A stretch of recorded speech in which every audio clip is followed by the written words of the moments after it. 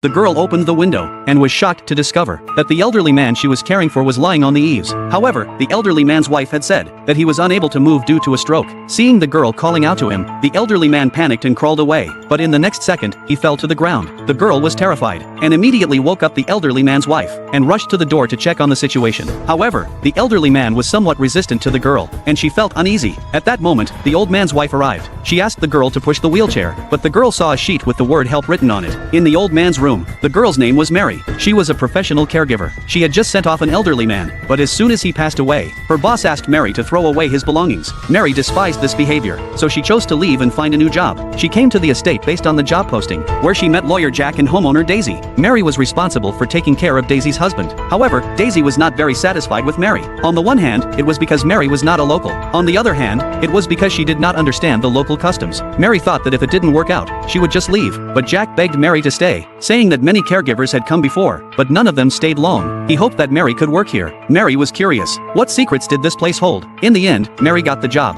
After saying goodbye to her roommate, Mary packed her bags and moved into Daisy's house. But on her first day there, Mary noticed there were no mirrors in the house. Daisy explained that they were too old to need them. Then Daisy told Mary that the house had 30 rooms, but they only used half of them. Daisy gave Mary a master key. The next day, Daisy took her husband to the garden to sunbathe. She asked Mary to go to the attic to fetch some seeds. As soon as Mary entered the attic, she felt oppressed. Suddenly, the shelves shook. Mary carefully pushed the shelves aside and saw a swinging door. Mary took out the key and tried to open the door, but before she could open it, the door behind her slammed shut, scaring Mary out of the attic. Late at night, Mary was awakened by strange noises. She cautiously went to the old man's room, but found he wasn't in bed. Mary opened the window, and the scene from the beginning unfolded. The old man's bedsheet had the word "help" written on it. What was going on?